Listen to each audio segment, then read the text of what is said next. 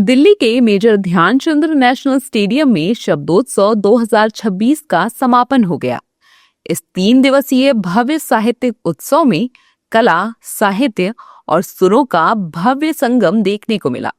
Abhyuday Bharat theme पर आधारित इस साहित्य महोत्सव में उत्साह, रचनात्मकता और सांस्कृतिक चेतना का वातावरण बना रहा।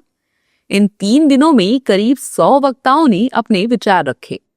शब्दोत्सव के तीसरे और अंतिम दिन साहित्य, सिनेमा और राजनीति समेत कई महत्वपूर्ण मुद्दों पर वक्ताओं ने अपने विचार रखे।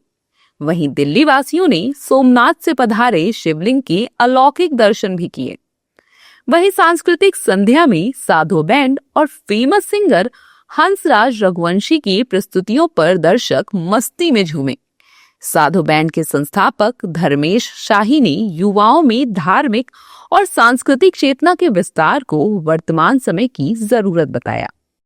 आज हम शब्दोत्सव में आए हैं साधु बैंड, और ये जो प्रोग्राम है, ये प्रोग्राम ने एक आध्यात्मिक सफ़र है जो जिसमें पूरे युवाओं को जोड़ना अपनी संस्कृति से, अपनी परंपरा से, और जो हमारी महान संस्कृति है उससे परिचय कराना।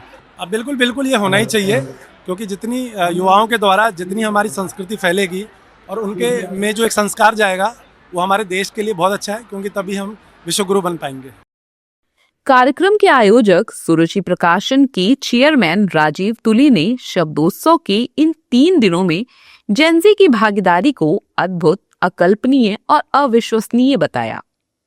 साथ ही हर वर्ष शब्दोत्सव के आयोजन का संकल्प दोहराया। अद्भुत, अकल्पनीय, अविश्वसनीय।